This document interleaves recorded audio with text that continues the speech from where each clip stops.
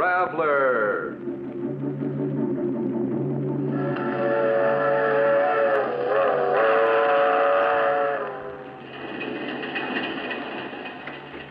This is the mysterious traveler, inviting you to join him on another journey into the realm of the strange and terrifying. I hope you will enjoy the trip, that it will thrill you a little and chill you a little. So settle back, get a good grip on your nerves. Where are we going? We're going to journey to the grave and learn the secrets of the dead in a tale titled The Accusing Corpse.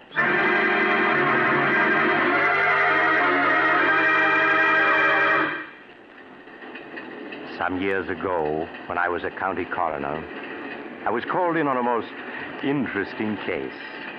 A case which had begun in the country home of Philip Drake, the wealthy stockbroker.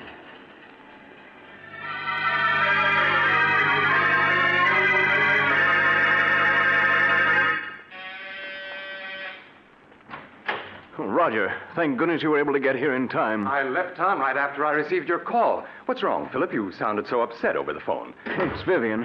She's upstairs in her room packing. She says she's leaving me. Leaving you? Why? She seems to feel our marriage has been a mistake. Roger, won't you speak to her? Persuade her to stay. After all, she is your sister. I'm afraid, Philip, that Vivian and I have never been as close as sister and brother should be. She's always been wild and spoiled. Perhaps, Philip, it would be better if you were to let her go. No, I couldn't do that. I love her, Roger. I wouldn't want to live without her. Won't you please try to persuade her to stay? All right, Philip. I'll do my best. But I must warn you, I haven't much influence Well, over her. Philip, I'm all packed and ready to... Why, Roger, darling, what a surprise. What are you doing here? Vivian, Philip has told me. Now, surely you can't be serious. You know how he loves you, everything he's done to make you happy. Now, Roger, you aren't going to start on that, are you? Someday, Vivian, you'll get just what you deserve for walking over people, breaking their hearts. Every time I think of you being my sister, I feel Roger, like please. Would you mind waiting in the other room? I'd like to speak to Vivian alone. Oh, all right, Philip. Call me when you want me. Really, Philip, no matter what you have to say, you're just wasting your time. Oh, Vivian, how can you do this to me? You know I love you, that I'd do anything to make you happy. That's sweet of you, dear. Would you mind lending me your car to get to town? If you leave me, Vivian, you won't get a cent. Not a cent, do you hear? Really? Did you ever stop to think, Philip, that there might be another man with more money than you? Another man? Oh, no, there couldn't be. And why not? But we've only been married 3 months. There couldn't be anyone in that time. Oh, but there was. Oh, Vivian, in spite of what you've done, I'm willing to forgive you and start over with you. But, darling, I don't want you to forgive me. I want you to forget me. Vivian, you can't do this to me. I love you. I won't let you go. I really must be saying goodbye now. He's waiting for me in town, and I don't want to be late. If I can't have you, no one else will, do you hear? Oh, really, Philip, you're being ridiculous. I must go. No. Philip, what are you doing? A gun. Yes, Vivian, a gun. I told you if I couldn't have you, no one else would. Oh, Philip, you're insane. Put that gun down. If you don't change your mind about leaving, I'll kill you. Even with that gun, you can't keep me. Do you hear? I'd sooner die than go on living with you. I'm going. And you're not going to stop. Oh, you shot me. Vivian. Philip, what happened? I thought I heard... Vivian. Roger, is she dead? Yes. Philip, do you know what this may mean? Life imprisonment, perhaps. Even the electric chair. I know. Nothing seems to matter now. But you simply can't throw your life away like that, Philip. Oh, even if Vivian was my sister, I don't mind telling you that I always felt you were far too good for her. She didn't deserve to be your wife. Oh, please, Roger. Now, look, Philip, if we were to get rid of the body, who could possibly know that she didn't leave here tonight as she'd planned? No, it wouldn't work, Roger. You can't get away with murder. That's nonsense, Philip. Now, if we were to bury her in the woods, no one would ever find the body. Bury her in the woods? I couldn't do that. Then I'll do it. You can wait here till I return. But, Roger, what if... Philip, you must let me handle this. You'd better give me the gun. All right, Roger. You are. Good. Now, you wait here while I get rid of the body.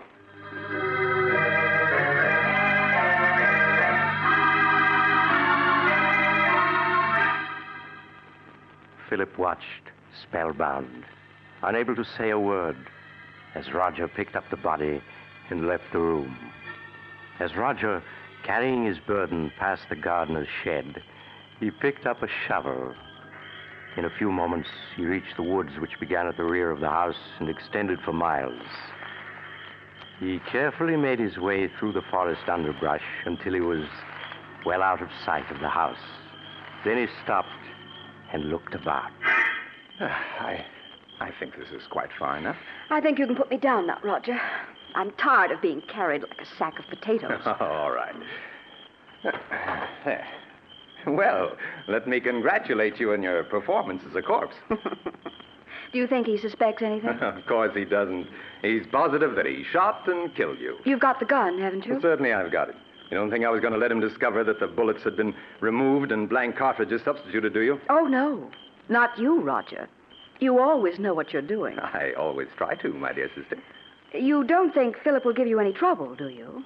Outside of being in love with me, he isn't an utter fool. Don't worry, I can handle Philip. Now, here's the key to the apartment I rented in town. You'll find my car a quarter of a mile down the road. All right. I'll be waiting for you at the apartment. I'll be there in a few hours. Now, let me see. Yes, this seems like a nice place to dig.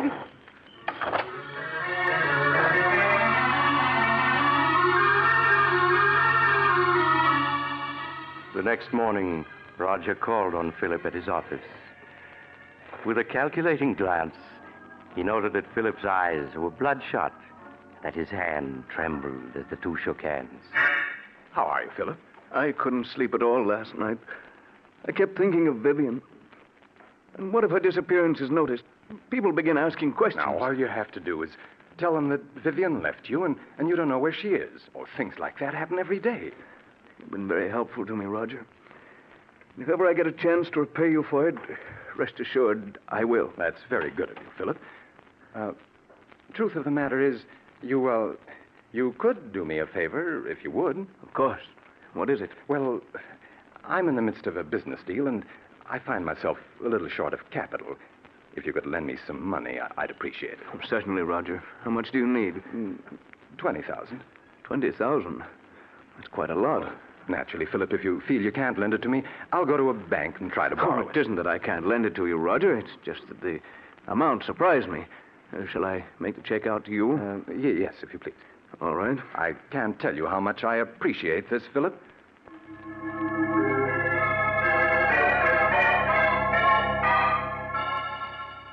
As Philip wrote out a check for $20,000, Roger smiled. Things were working out just as he had planned. An hour later, Roger entered an old brownstone house and went to apartment 2C. Roger, did you get it? What does this look like? Oh, Roger, that's wonderful. Now we can clear out and... Why, there isn't 100,000 here. No, my dear. I only got 20,000 from him. But we were after 100,000. Why didn't you get it all this morning when you saw him? My dear Vivian, it simply isn't done that way. Blackmail is an art that calls for the use of psychology. Philip will give us many times over the money I hold in my hand, all in due time, of course. You mean I'll have to go on hiding in this miserable apartment until you've finished your little game with him? Never being able to leave it for fear someone will recognize him. Come now, Vivian. You've got the radio and books. I won't spend weeks in this apartment, I tell you. I won't. My arm. You'll do exactly as I say, Vivian. Exactly. Do you understand? Roger, my arm. You're hurting me. It's nothing to what I'll do if you disobey me. Do I make myself clear? Yes, yes.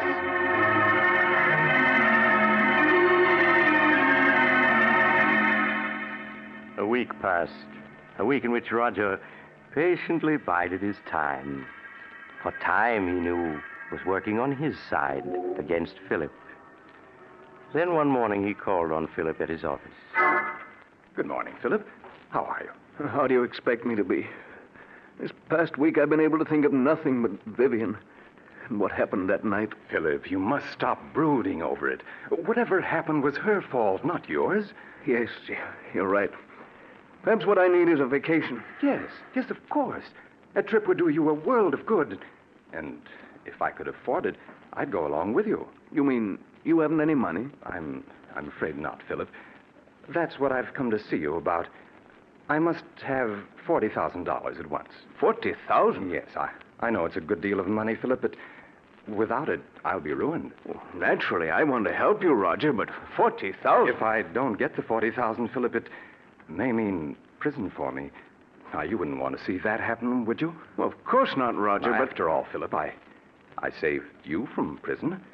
In fact, I made myself an accomplice to Vivian's murder by not turning you over to the police.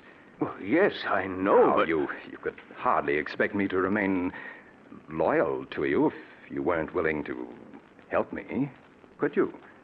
I see. It seems I haven't any choice. Very well, Roger. I'll write you out a check.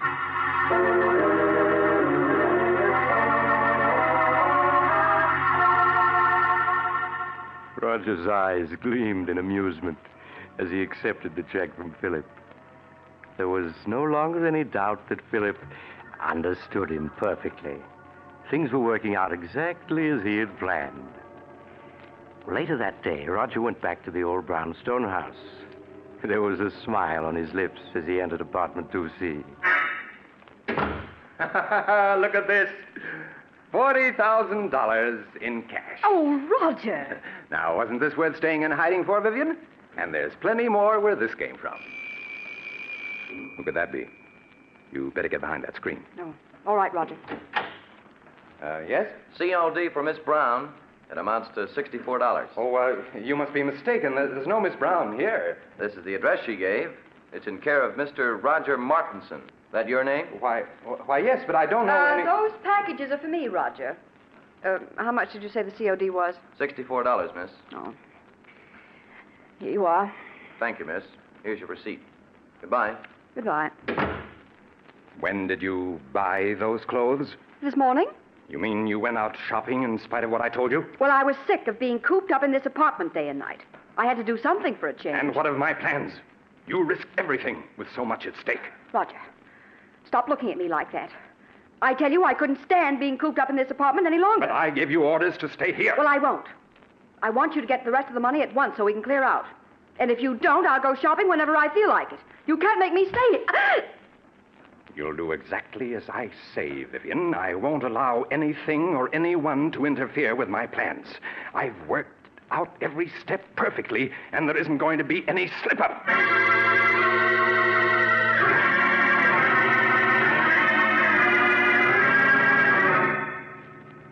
Another week passed, a week in which Roger made no effort to see Philip.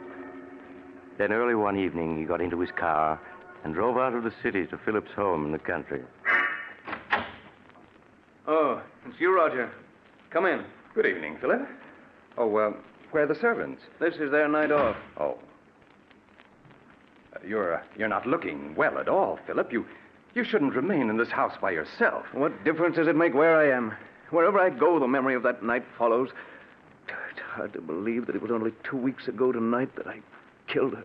2 weeks ago tonight. Why, so it was. Oh, by the way, Philip, do you think you might possibly lend me $60,000? 60,000? You can't be serious. Oh, but I am. But I lent you that much already. Yes, I know, but I must have more. No. I won't give you another cent. You blackmailed me enough. Blackmail is a harsh word, Philip. What else can you call it? Now, you're just as hard and grasping as Vivian was. Yes, but you must remember I'm alive and she isn't. I suppose you're glad she's dead. In life, she was worth nothing to you. In death, you're able to get $60,000 for her. In death? How do I know she is dead? Don't be foolish, Philip. You saw her lying on the floor in this very room. Yes, but how do I know she's dead? It was you who examined her and told me so. And you buried the body by yourself. Well, I just wanted to spare you, Philip. Just exactly where did you bury Vivian? As a matter of fact, how do I know the whole affair isn't staged for my special benefit, so that you can extort money from me? Oh, surely you don't believe that, Philip.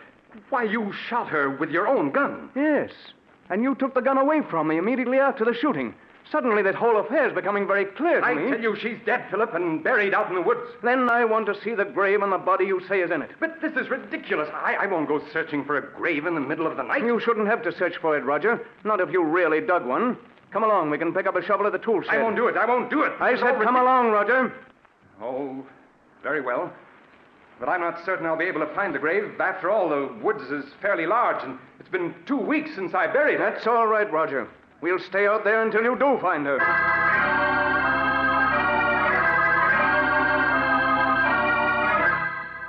A few minutes later, Philip and Roger picked up the shovel at the tool shed and then continued on their way to the woods that began at the rear of the house.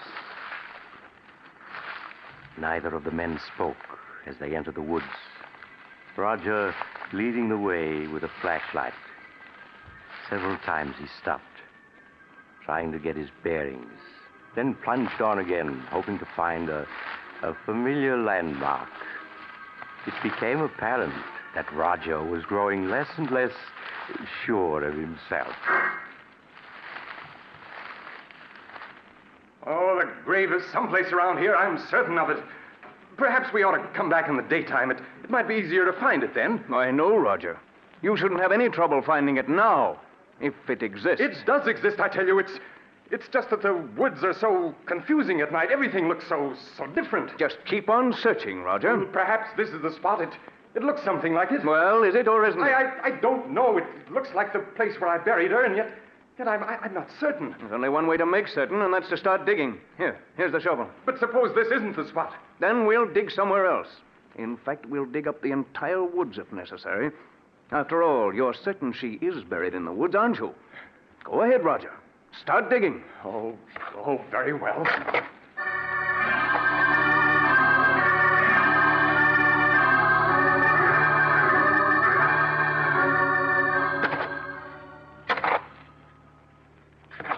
Well, Roger, you've been digging for 20 minutes now, and you haven't uncovered a body. Philip, I told you I wasn't sure this was the spot where I buried her. You're a great actor, Roger. But I'm afraid this time you've overplayed your role. What do you mean? Vivian isn't dead, and there's no use your pretending she is. Everything that's happened was part of a scheme the two of you planned to extort money from me. I tell you she is dead. Then where's the body? I thought this was the spot, but I must be mistaken. I'm sure I didn't bury her any deeper than this, but if I... Philip, turn the flashlight this way. What is it? Look. Do you see what I've uncovered? A hand. Yes. This is the spot where I buried her, Philip. Just a few more shovelfuls and I'll have her uncovered. Oh, it can't be. There.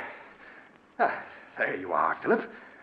Of course, she's been in the ground for 2 weeks, but I think you can easily recognize that it's Vivian. Yes, it's Vivian. And look, Philip, here's the bullet hole under her heart. The bullet hole that you made. I don't want to see any more. I've had enough. You should trust me a little more, Philip. Everything I did was for your own good. After all, you don't want to go to the electric chair, do you? I don't care what happens anymore. I can't stand having her death on my conscience any longer. I'm going to call the police. Don't be a fool, Philip. You know it might well mean the electric chair. I'll take my chances. Anything's better than going on living the way I have these past 2 weeks. I'm going back to the house and call the police. Philip, come back! Come back, Philip!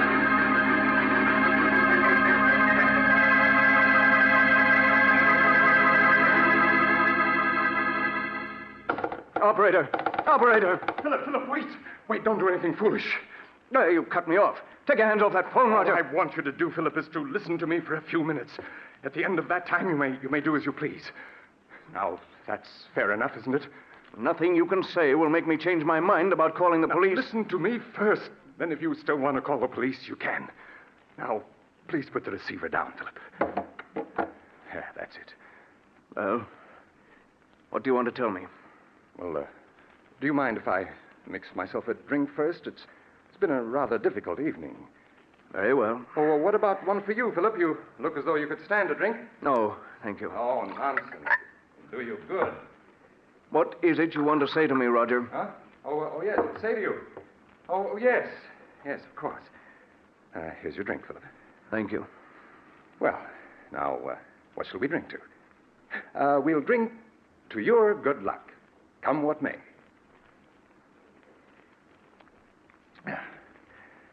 There. I feel a good deal better. All right. Now that we've had our drinks, what have you got to say? Oh, yes. What I wanted to say was I I never let anything interfere with my plans, Philip. What do you mean by that? Simply that I can't allow you to go to the police, and therefore you shan't. It would spoil my plans. Oh, it would it?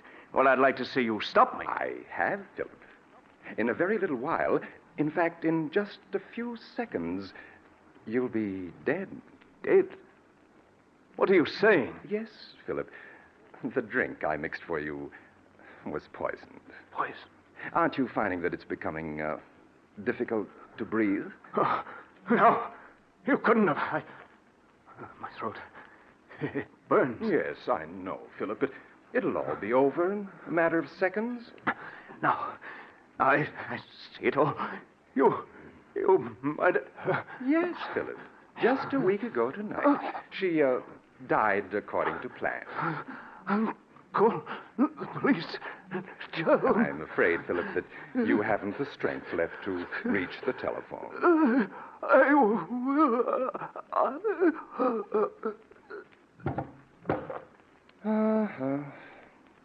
I'm afraid you and Vivian never had a chance, Philip. I had things worked out perfectly, down to the smallest detail. Hello, operator. Operator, please connect me with the police.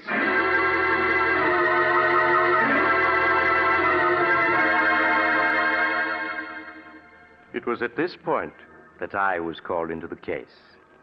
Inspector Carlton called me an hour after Roger Martinson had phoned the police. When I arrived at the Drake mansion, I examined the body of Vivian Drake, then that of her husband, Philip. When I had finished my examination, I entered the library, where Inspector Carlton was questioning Roger Martinson. Hello, Doc.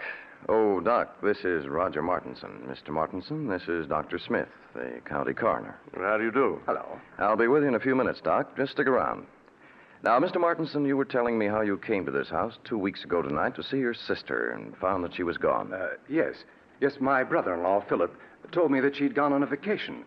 Now, I thought it strange at the time that she should have gone away without saying goodbye to me, as we were always very close. But days passed, and I didn't hear from her. Tell me, was it like your sister to go away and not write? No, it wasn't, and that's what worried me so. These past 2 weeks, Philip kept putting me off when I inquired about Vivian's whereabouts. Well, tonight I couldn't stand it any longer. And I came to this house to have it out with him. What did your brother-in-law say when he saw you? Well, he was quite agitated at my unexpected arrival.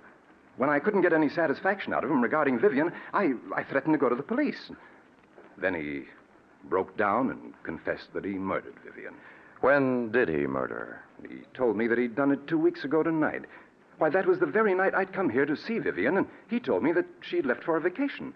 I see. Go on. Well, naturally, when he told me he'd murdered her, I was aghast. He led me to the woods and showed me the grave. We returned to the house, and before I knew what had happened, Philip had taken poison. Then I called the police. Well, it seems like a plain case of murder and suicide. Outside of a few questions at the inquest, I don't think we'll trouble you anymore, Mr. Martinson. That's quite all right, Inspector. I shall be at your service anytime. Just a moment, Mr. Martinson. Yes? I was very much interested in hearing what you had to say to the inspector regarding the murder of your sister. You say that your brother-in-law confessed to murdering her 2 weeks ago tonight? That's right.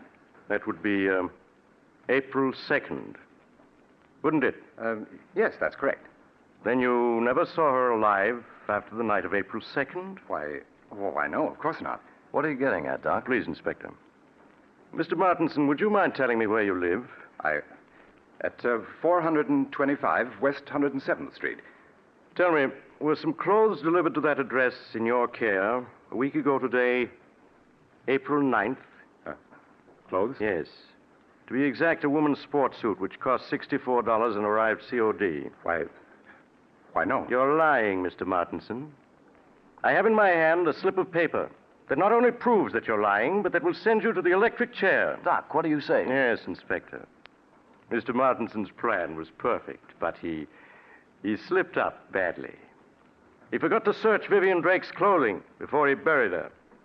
When I examined her body just now, I found in one of her pockets this receipted bill bearing the date April 9th. That proves beyond a doubt that she wasn't murdered by her husband on April 2nd. as Mr. Martinson here claims. No. No. Yes, Mr. Martinson. The corpse has accused you from the grave of murder and has given us proof of your guilt. No. No, it can't be. I had everything planned perfectly. Perfectly, do you hear? Down to the last detail. I couldn't have failed. I couldn't have...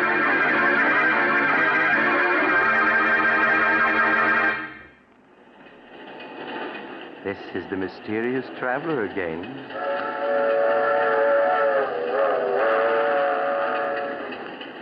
Have you enjoyed our little trip to the grave? Poor Roger. What a pity. After all that planning and hard work, to be tripped up by a sales slip found on a corpse. Just goes to prove that you have to be more careful when you're burying people you've murdered. Now, I recall another case where a woman drugged her husband and... Oh, you're getting off at the next stop. I'm sorry. I hope you'll join me again soon. But if you do, please remember this. Next Sunday, I shall take a train that leaves at 3:30 p.m. Eastern War Time. Don't forget, Sunday afternoon at 3:30.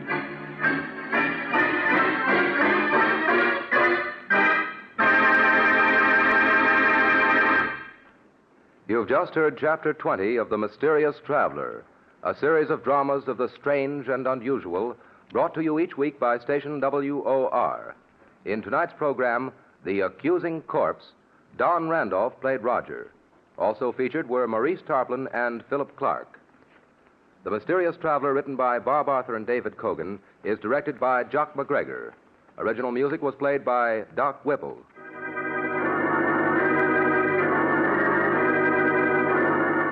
Listen next week to a tale titled Escape by Death. Another Tale of the Mysterious Traveler.